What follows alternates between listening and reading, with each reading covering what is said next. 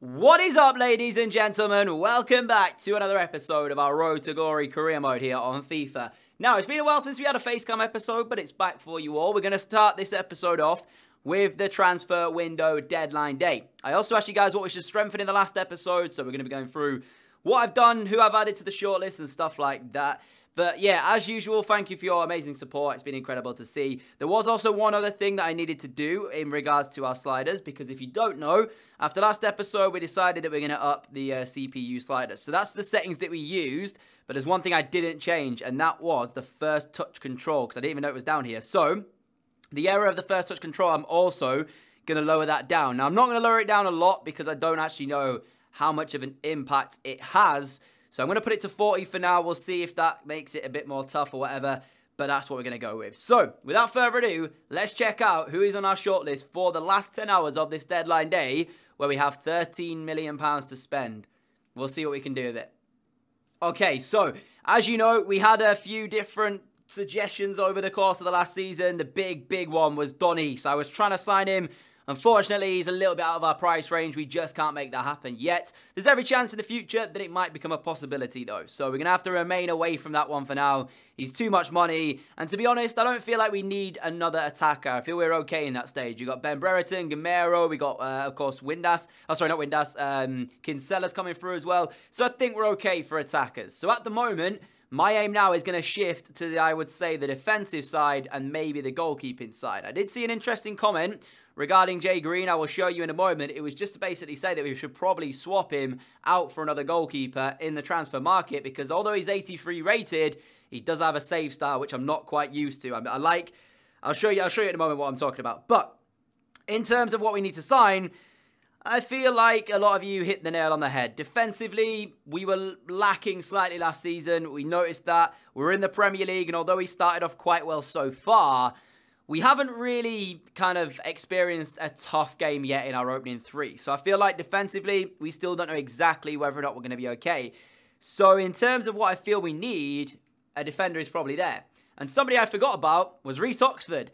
If you remember him, he burst onto the scene, keeping, I guess, what was it? Mesut Ozil in his pocket while he played. Now, he has a release clause of £5.2 million on him. And I don't know how much his overall is.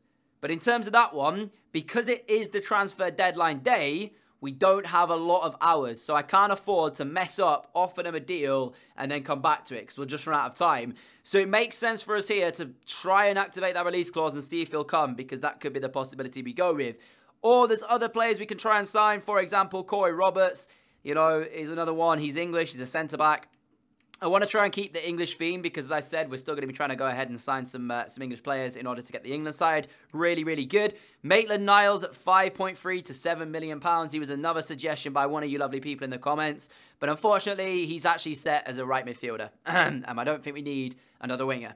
Defensively, he's not as strong as I would like him to be either. He's not stronger than Dominic Iorfa. So he wouldn't take Iorfa out the side. So it doesn't really make too much sense in bringing him in. But as we go down the list, there are more players that I could look to sign. But of course, now we get into the strikers.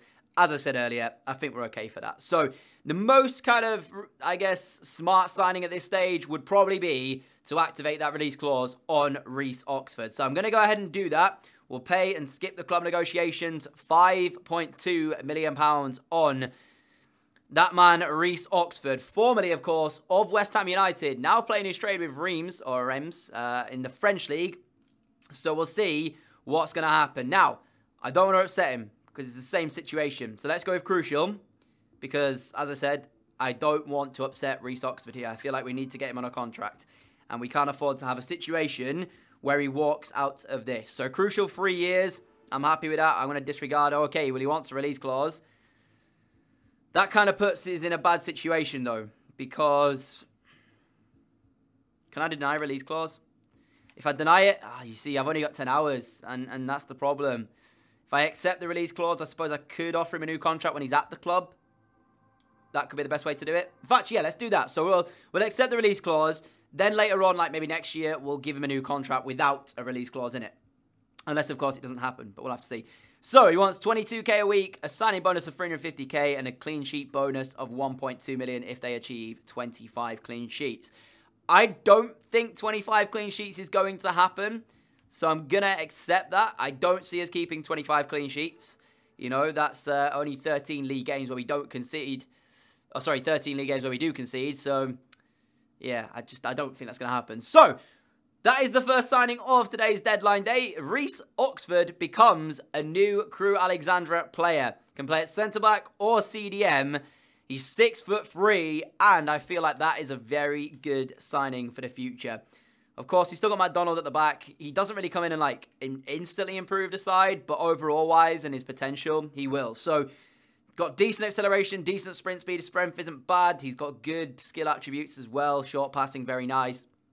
3-star weak foot, and as I said, 6'3", can play and hold the midfield as well if we need that as a backup. We did use him as well, I think, in last year's FIFA, so we know all about him. Now, moving on to the goalkeeper, we have Jay Green, and as I said, his save style is traditional. Personally, I like my goalkeepers to be acrobatic. I don't know what it is, I just feel like they're better when it comes to making the saves happen.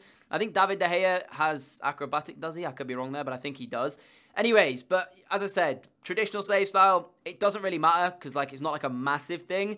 But I do feel like acrobatic fits me more as a FIFA player, and it would be nicer to have that. If we take a look at Hill as well, he's got exactly the same. What I've noticed is Hill has a 4-star skill moves. I genuinely don't understand it. I don't get it. How does he have 4-star skill moves?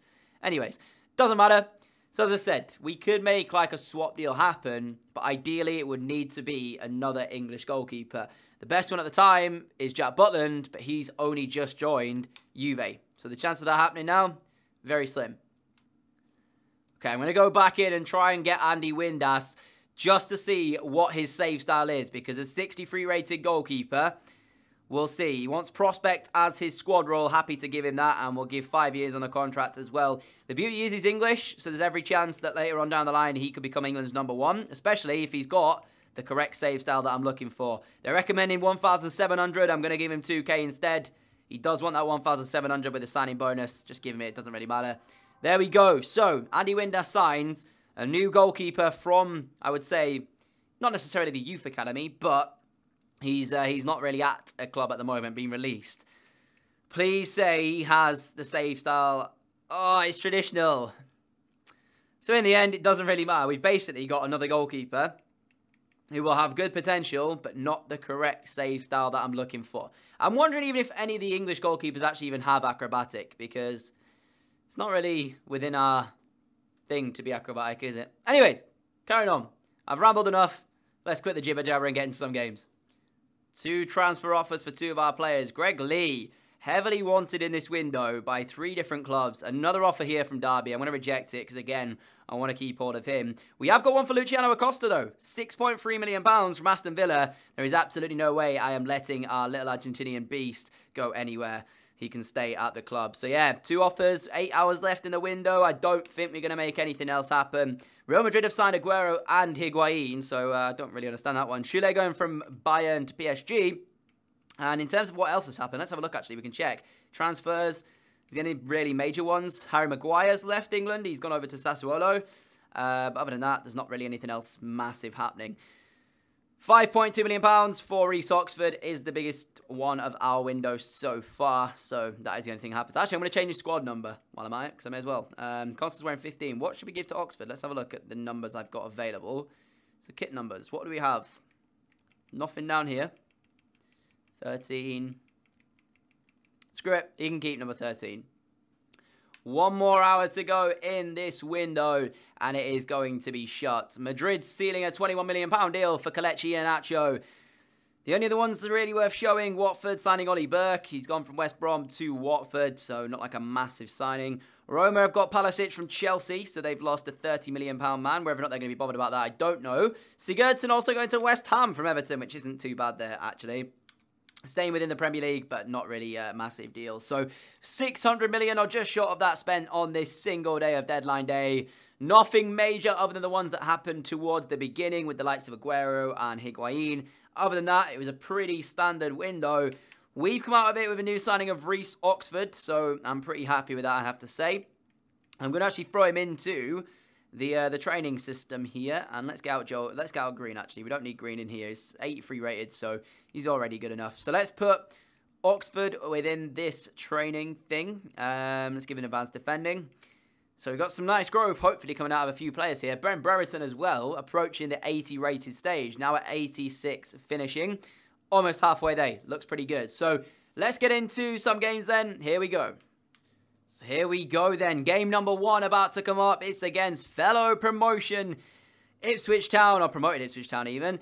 We are without a Costa for this one. He has got a red card due to picking up a few too many yellows, I think. I don't actually know 100% sure. But yeah, he's suspended for this. I can't exactly remember why. I'm going to guess it might be for the yellows, but I could be completely wrong.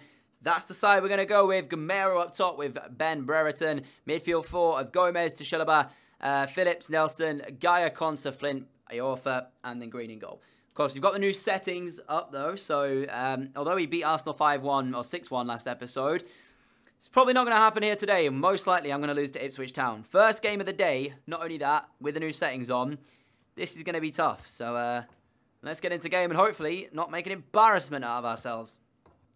Let's see how Ipswich have strengthened, if they have.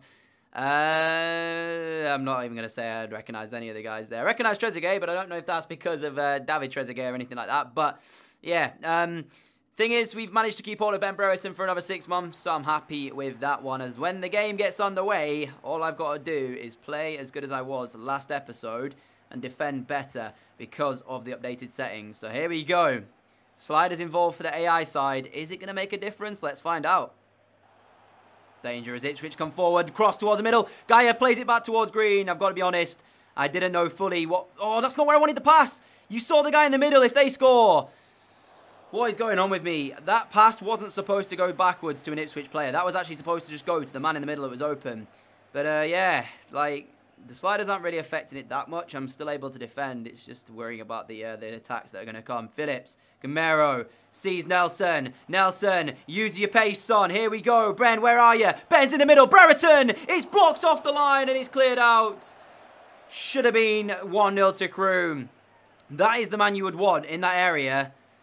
I mean, having said that, I think the keeper had it covered anyway. So even if the man wasn't on the line, it would probably still have been saved by the keeper. But that is the first real chance for us here. And we very nearly made it 1-0. Gaia's cross, looking for Ben Brereton. Phillips' control lets him down, and they have the ball back. What a ball through to Jose Gaia on the run. Here is the Spaniard finding Ben Brereton. And there is the opener for Crew Alexandra. What a ball and what a run from Jose Gaia. 20 minutes remain here at Ipswich, and it is Crew 1, Ipswich 0. Get in. That is a great goal. Ben Brereton profiting again. I tell you what, though, the run from Gaia and the pass through from Aaron, quality. And there is Ben for the tap-in. Get in, son. We lead here by 1-0. Ipswich haven't really threatened. We've done pretty well defensively today. Of course, this wasn't going to be our toughest test in the world, and it's not really an accurate representation to try out these sliders, but I'm happy with the way we performed today. We've done everything that we needed to. We've dealt with their attacks when they've come forward, and most importantly, we've created the chances, and we've got a reward for it as well. Great win back by Hakib. The touch from the Ipswich man allowed him to get it back here. Gamero's making a decent run. Instead, he looks for Ben Brereton, who doesn't win the header. Flick on. That's not quite what I was looking for. I saw the run from Gamero, and that is the man I tried to find. Just didn't get the right type of pass. Concert, don't defend. Are you kidding me? Ipswich's first chance of today's game is a screamer from 25 yards, and they score to make it 1-1. I mean, what? Look at this. One touch, he's off balance and everything. Oh, man. That's that shot error that I've put down, because there's no way if he did that 10 times over that would go in every time. That's why I didn't want to touch the shot error, because I know for a fact as soon as I give him one chance, it's just going to go in. I might have to bump the shot error back, but maybe let them create more chances in effect. But wow, that is ridiculous. Their first shot from 25 yards out, and that is the way that they score it. Brereton, Hakib, somebody needs to make a run for him. Nobody really is. It's Aaron towards Ben Brereton. Brereton's giving it away. Where was the run for Hakib? There was literally no run coming in. Ipswich might get a second here if I'm not careful. I need to defend. This is dangerous. I really am not defending at the moment. This is bad. Jose Gaia, there's 2 minutes left of normal time here. Ipswich do not deserve this victory. So if they come away with it, I'll be gutted. Constance header away. Not cleared away though. Ipswich still on the ball. trying to get something out of the game here. Jose Gaya trying to stop that one from coming in. Dominic Iorfa wins that header. Phillips finds Brereton. Brereton sees the run of Martin. Can't use him, though, because the Dozzle gets back and makes the tackle. Oh, man. Don't lose it, though, in the last minute. Never mind. We get a point from the game. I've got to be honest. I'm pretty annoyed the way we conceded our goal to make it 1-1. Because, again, like, they had 2 shots. And, like, I don't even remember where the other shot was. Let me try and find it. Well, I can't even see it. So, this is what I mean. When you mess about and put the shot error down, it's just like, what do you do? Because they're going to just score goals for fun at this point now. Anyways, 1-1 draw. It happens. I'll have to take it. It's a point at the end of the day. It's not a defeat at least, so there is that. Bit more training out of the lads, and we get no growth in overall just yet. But there is some bonuses to the stats, which isn't too bad, so I'll take that. Bit disappointed with the last game, but it does keep us in 3rd place, which is crazy to see Crew in 3rd place at the moment. It is what it is. Crystal Palace, the next opponent, so let's see if we can take on Palace and get the right result here. After that, Southampton in the Cup, so I might just sim that one. But anyways, yeah, we're at home for this one against Palace. I might change around the team ever so slightly, so I'll be back in a second once I've done it. Game number 2 now here for you all. I said I was going to change around the side. I'm not going to do that. We're just going to keep it the same. Same starting 11 that started that game last time out against Ipswich. This time around, we're at home against Palace, so there is that home advantage for us. But I'm just hoping that we just don't like concede from like 1 shot, and that's going to be the only shot that matters. Because if it is, I might have to rethink the shot error side of the sliders, because I don't want to have a situation where we defend so well all game, give away 1 chance, and it go in because of the fact that I've lowered the shot error. It's just, yes, it makes it more realistic in terms of result, but it doesn't make it more realistic in terms of actually the way it happens and my enjoyment overall, you know. So I'll leave it as it is for now, and we'll see, because there's every chance that Palace might create 5, 6, 7 shots today. Not score at all, because our keeper might make a few saves. But overall, yeah, to see Ipswich have 2 shots and then, you know, get the draw out of that, slightly disappointing. Everton and Man City top of the table at the moment on 10 points. We are sat 3rd. I don't expect us to be at 3rd place at the end of this season.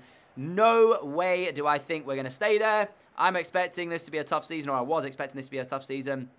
So I'm hoping that we can just get the results that will keep us in the division, to be honest. And then we can strengthen. That's the side that Palace do have. Gibbs at left back, and Benteke still up top. So still got to worry about Benteke. But without further ado, let's get underway. Brereton to Gamero. Gamero to Gomez. Gomez back towards Gamero. Gamero! It's in off the post, and we lead by a 1-0 here at home. Kevin Gamero with, I think, his first of the season. I could be wrong, but it is Kevin Gamero on the score sheet today. That was lovely as well, the way we worked that one. Crew take the lead. Gamero plays it to Gomez. Gomez back to Gamero. Took 1 touch. Right-footed finish. In off the post. Thank you very much. We'll take that. As I said, I think that might be his first of the season. I could be wrong. But anyways, that's a good way to start today's game off. But then again, we took the lead against Ipswich. Couldn't hold it, and we only got a point. So there's every chance that that might happen again. But yeah, that is Kevin Gamero, and it is his first Premier League goal of this campaign. Got quite a few assists. That's not got a goal yet, but there you go. First of his Crew career. Problem that Martin has is that he isn't the quickest of players, and that's going to come back to be a bit of an annoyance here. Here you go, Palace, down the right-hand side. Gomez does well to block that cross coming in.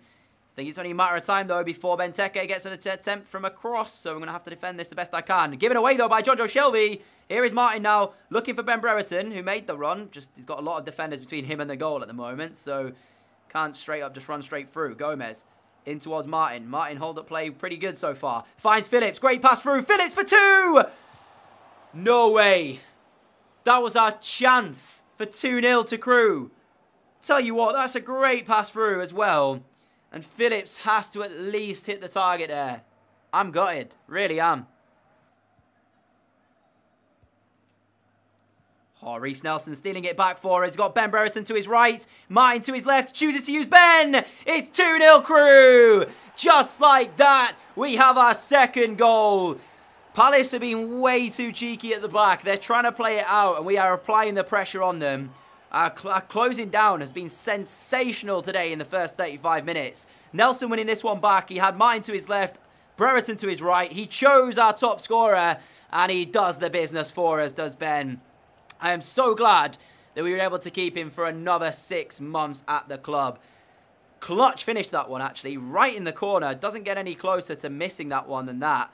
Fantastic stuff, and we lead here by 2-0. As I said, it only affects us if they are in control of the ball, these sliders. Of course, the CPU goalkeeper, it makes it tough because that is the only way that we get affected if we're in control. But for the AI and stuff, the only way it improves them is attacking. And at the moment, I've got a bit of defending to do. Shelby, we give away a corner. But yeah, for us, my play and stuff doesn't get affected. It just matters if the goalkeeper can make the save.